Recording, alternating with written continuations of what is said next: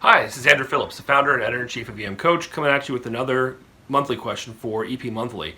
And this one, I like, we're going to talk a little in the explanation here. This is a J-Wave, and spoiler alert, as usual, this goes over patients who have hypothermia. But the thing that I want to talk about that we don't cover deeply in the question is you're looking at two different bumps, if you will, when you have a J-Wave. And then you could be asking yourself, now what's the difference between a J-wave and a U-wave? Because in both cases you wind up with two bumps, if you will, after the QRS complex. So here's the difference. When you're looking at a J-wave, this is coming right at that intersection between the QRS complex and that initial T-wave. So the initial bump coming off of that QRS is going to be the J-wave. Now you could be asking yourself, now wait a minute, how do I know it's not a T with a U following?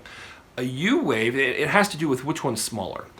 A U wave is going to be coming, it's a small little bump that's going to be coming after the larger T wave. In this case, take a look at EKG, and you'll notice that the bump immediately following QRS complex is fairly small.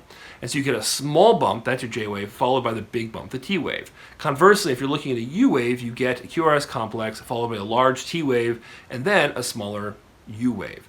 So be looking at that location in the QRS complex and the ST segment, I shouldn't say in the QRS complex, shortly after the QRS complex and along that ST segment to determine whether or not this is a J wave or if this is a U wave. Again, the J wave is going to be small and come right after that QRS complex between the QRS and the T wave, and then a U wave in contrast is going to be coming after that big T wave, which is of course coming after the QRS complex.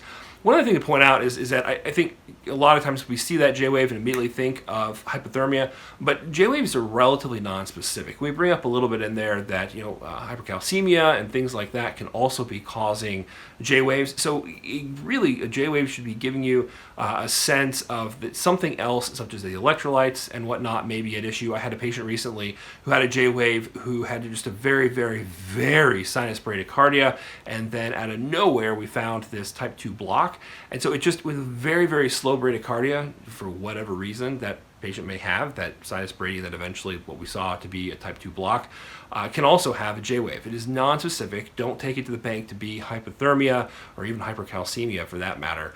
Use it as just a flag for something else underlying is going on, and you need to dive deeper into what exactly is causing that J-wave. It is not a typical part of the EKG waveform. So this is Andrew Phillips, the founder and editor-in-chief of EM Coach, wishing you a good month. Thanks for watching.